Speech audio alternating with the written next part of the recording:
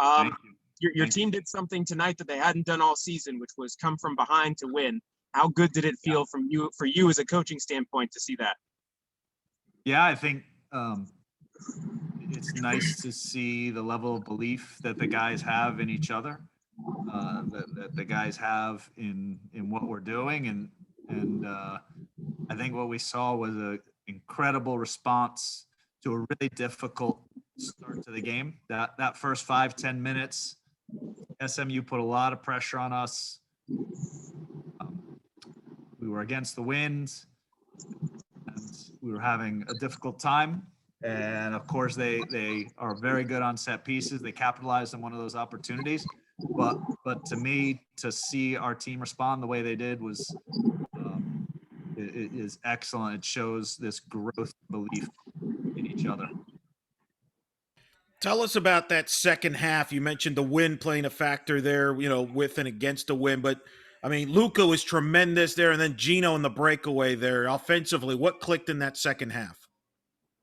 Yeah, I think when we weren't going against the wind, for one, you're able to stretch a team a little bit more.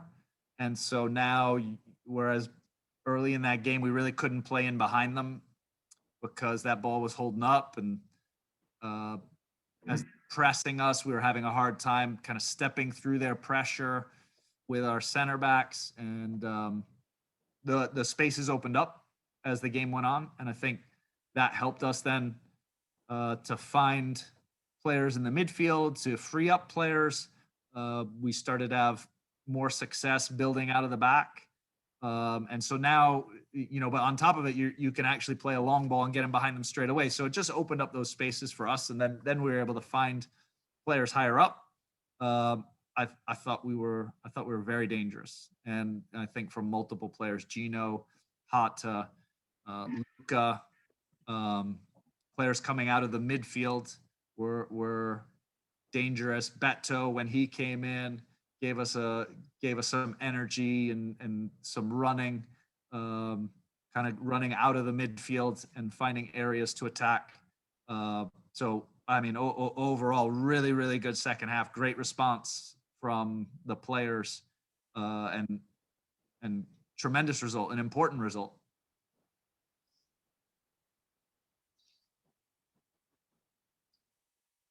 Coach, congratulations on the win. Want to talk about Luka Dorado. He looked a lot more refined today. His running in between the channels. He looked actually like a number 9 for the first time all season long at home. He finally got that goal deservedly. Anything changed in practice over the last couple of weeks? Have you been seeing that transition? Well, I think he's growing in confidence. I think he's growing in his relationships with other players, and that other players know when to find him, know when to look for him, understand the running and the movements that he's making. So I think that's a big part of it. I think the really hard part was that, and then this went for all our players in the beginning, is we hadn't played a competitive match in 15 months. And so, it just takes a while for us to establish our fitness levels, our understanding of each other. Luka, on top of that, this is his freshman year.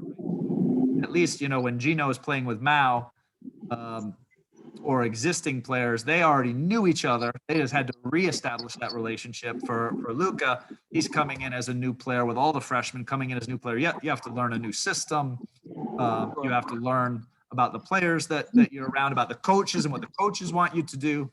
So you just see continuous improvement from Luka. And I love that he was rewarded tonight, because I thought he had 2 or 3 really good moments where he was really dangerous. Have him score his first goal I'm so excited for him. And I think he absolutely deserved it tonight. Just like you said, he was really, really lively tonight. And looked like he was going to score. No, go ahead. Sorry. So Congrats on the win, Coach. Thank you. So I know you guys had went down 1-0 pretty early in the game, something you guys weren't really used to all season long. What is the halftime message that you're giving to the team, even though you're only down a goal? What is the message that you're giving to them to, uplift them and let them know that you guys are pretty much still in it, even though you guys are playing against the win and things like that? What is the message like in the locker room at halftime? Well, I think there were two things. I think we felt like that first 10 minutes of the game where we conceded was not representative of the rest of that half, and that we were really good once we were patient and we moved the ball and we were a little bit braver. We kind of got our confidence to play, and so yeah, they won the first 10 minutes, and we said, okay, yeah, we weren't ready. We didn't come out the way that we wanted to, but the game is there for us to take, and we had created chances, and that we had to just keep going. We talked a little bit about different possibilities in terms of how we wanted our players to move and position themselves at halftime. We talked about kind of how they were dangerous, the different things that they were doing, and how we wanted to defend them. But mostly it was just, hey, we just have to work. We have to work, and we have to believe, and that, you know what, we're going to have to absolutely step up in that second half, and that we're capable of it, and that we can play at a level above even what we were playing at in the second part of that first half. And so I think the guys responded to that, and I thought, that second half we were really we were very good. Judge, you mentioned the first 10 minutes of the game. It was something that you talked to us about just yesterday with the USF game, where you guys kind of started out flat. Do you feel that's somewhat becoming a trend? And if so, how do you go about rectifying it? So I actually don't think this first half we were necessarily flat in the way that we were last time. Like last time we lacked energy. I don't think we lacked energy. I think the wind was in our face. They're pressing. I think we have to give SMU some of the credit for how they came after us in that first part of that first half. They dumped the ball on us right away off the kickoff. They went and they pressed us. They wanted to force us into a mistake, right? There's really a couple different ways you can approach soccer games. And one of the tactics is, you know what? We don't want the ball. We want them to have the ball. And then we want them to have the ball, and we were going to put them in a dangerous situation. We're going to force them into a mistake. And to capitalize on that moment. And that's what they did in that first 10 minutes. And then, they were at this pace, this really high pace, and we weren't up to that pace yet. And the first 10 minutes of any game or any half is played at a tempo that, for the most part, the rest of the game is not played at. Because people just cannot sustain that level of running, that amount of sprinting, and so spaces do open up. So I think that first 10 minutes in this case was a little bit different. But we obviously we need to be really switched on, and we need to play at the pace that the game is going, even in that first 10 minutes. So I don't know that it's a trend necessarily in that way, but we're definitely one of the first points on the board for next week's game against Memphis is, hey, let's start the game at the right level so that we're not having to claw our way back.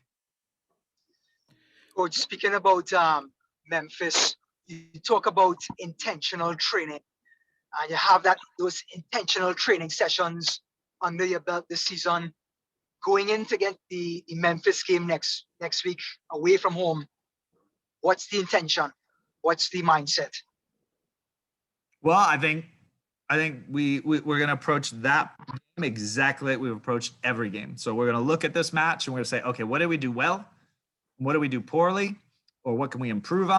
And then we're going to spend the first half of the week focusing on what we could do better in this match. And then that second half of the week, we're going to say, okay, now we'll turn our attention more towards Memphis. How do we prepare specifically to play against Memphis? We'll obviously look at the last match and we'll say, all right, what went well there? What didn't go well? And then we'll end up embedding that into our training in those last 2 days going into the Memphis match. So those are a little bit more tactical. But Memphis is a good team, and they're a team that we absolutely need to have the same. If we have the same level of training this week that we had last week, then we go into Memphis prepared. What is it about this rivalry that produces another fun, exciting classic match for the casual fans even? Like, people on social media were into this match. And to get over the hump of them, because you've mentioned it, this has been the rivalry. This has been the team that's been at your expense, if you will, been at the wall here. To beat them twice during this run, what does that mean for you and this team moving forward? Well, I think, it's funny. I don't think we put too much emphasis on SMU this year. I honestly think how we've approached it from a coaching standpoint is that this is one of the teams we have to beat, and we don't even think about them until the week before we play them. And I think that was a really good approach, and our preparation is exactly the same in terms of how we go about it. I think everyone knows that they're a really high level team. They were ranked, I think, 9 when we played them the first time. So, those things, I think they do play some part in our players' minds. We don't highlight those things though to them. And the reality is that every year, we're a different team this year than we were the last time we played them. They're a different team from the last year to this year. And so, they're a very good program. I think the one thing that we do have, and that we need to have for every program, is a high level of respect, because there are people, there are high level players in every program, and then there are coaches that are doing an unbelievable job in every program. And our job is to try to elevate our team to a level beyond our opponents so that we can get results. But we really do try not to put SMU up here and other people down there. I think that would be a recipe for, creating a lot of kind of inconsistent performances from ourselves. And we do really spend a lot of time just talking about our own performance. Well, and this league is so tough, and you're getting help tonight. Temple is about to knock off Tulsa here, so you're going to be in first place going into Memphis. Speak about this league, though. This league has been incredible. Tulsa's been ranked. SMU's been ranked. You've been ranked. I mean, South Florida is very good. We've always talked about how strong it is, but does this feel like it's been the strongest ever? I think the parity, I do. So, I do believe that it's the strongest ever. I think last year you saw this incredible high level from this league where we had 2 teams ranked in the top 10. I would say there was another 2 teams. One was in like the teens to 20s. I feel like USF was in that range. And then Memphis was in top 25, kind of 35 range. So there's, and then Temple has consistently gotten better every year. So when you really look at it, this league there's so much parity within this league. The coaches in this league all just they do a really good job, and they work hard, and they're able to recruit high level players and put together high level teams. So it's great. It's great. And it's just made it even more difficult to play in this league now that we go home and homes. So now, no, you're not just playing these high level teams once. You're gonna play them twice. You're gonna play them home and away, which I think is great because it demands that we're really good, and that there are really no days off from training. There's no games where you say, oh yeah, okay, that one's. I actually don't think there's any games like that in college soccer at all anymore. There might have been 20, 25 years ago, but there's no game where you can look and say, oh yeah, if we're at 80%, we're going to be okay. No, you have to be so good all the time in this league. My last question here is, well, the slow start to the season, it could have been easy for the season to get to a completely different direction. But what does it speak of the character of this group to turn this season around and put yourself in position here to, hopefully with some help get another conference title? Who knows? But I figured on this senior night, what does this group mean to you after turning the season around where a lot of things didn't go your way early? Yeah, I think it shows how much character and competitiveness and belief, and how hard this group was willing to work and is willing to work to get better, and how you also have to, you're humbled in those first couple games when you've come off a season where you've had a lot of success, and then now those games, those results are not going your way. And we just really rolled up our sleeves and went to work, and we made it such a focus to get better. And the guys put the work in training. The guys believed in each other, and I think we grew together as a group. And to have a really high level team, I think in a college environment, you have to have a really connected group where they spend a lot of time with each other. They believe in each other. They form these really strong, honest relationships. And I think that process has taken place now over this period of time. And you see the results of it now, that people are willing to back each other, that people are willing to work hard for each other. And it's exciting. And I think our best football, I think we're playing our best football now. I think that SMU game, some of the things that we did in that game against a really high level team, you have to say, okay, we are continuously trending in the right direction at the end of the season. And I think there's even better football in us moving forward.